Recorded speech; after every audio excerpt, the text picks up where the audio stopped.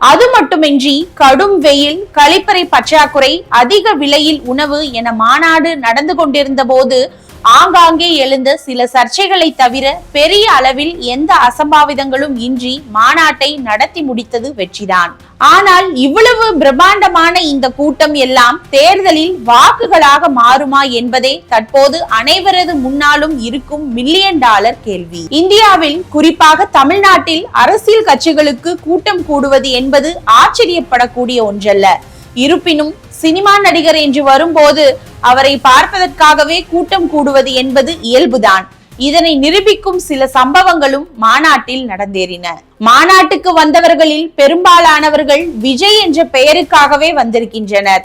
Vijay மேடையேறி ramp walk செய்யும் போதுதான் கூட்டத்தின் மத்தியில் உற்சாகம் ஊற்றெடுத்தது.